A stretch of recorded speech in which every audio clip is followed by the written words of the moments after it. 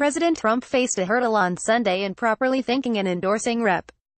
Clay Higgins, RLA, for his support of the Trump administration's agenda when he mentioned the wrong Clay Higgins on Twitter.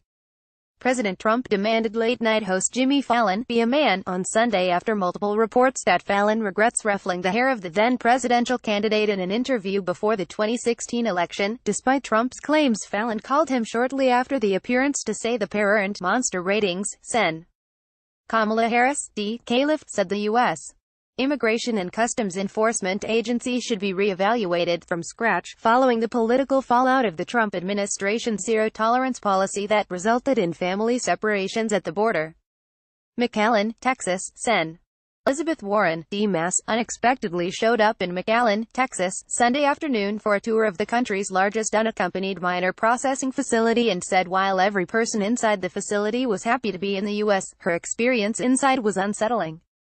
First Lady Melania Trump surprised students Sunday at the annual Students Against Destructive Decisions conference, urging them to take time to understand one another instead of rushing to judgment. No boarding pass, no phone, no problem. Americans are just a few years away from being able to show up at the airport with nothing but a suitcase in hand.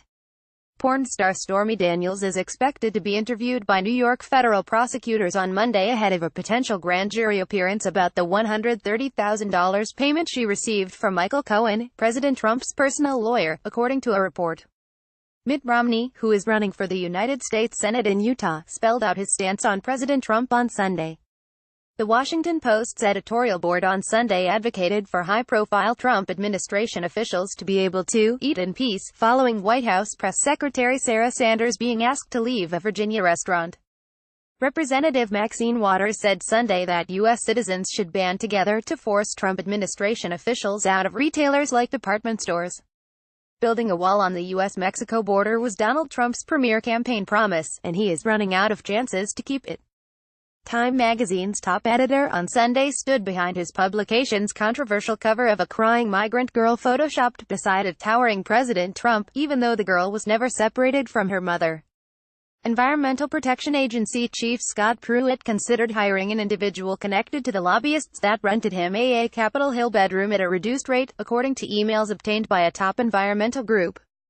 Mark Warner, DVA, told more than 100 people at a Democratic senatorial campaign committee event that they should buckle up for more revelations in the Russia investigation in the coming months, boastfully joking that there was information only known to himself and in special counsel Robert Mueller.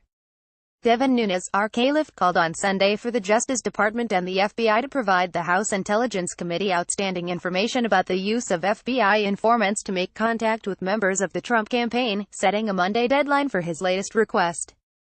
Senator Jeff Flake, RREs, said Sunday he hopes somebody will challenge President Trump in the 2020 Republican presidential primary as a means of reviving limited government conservatism.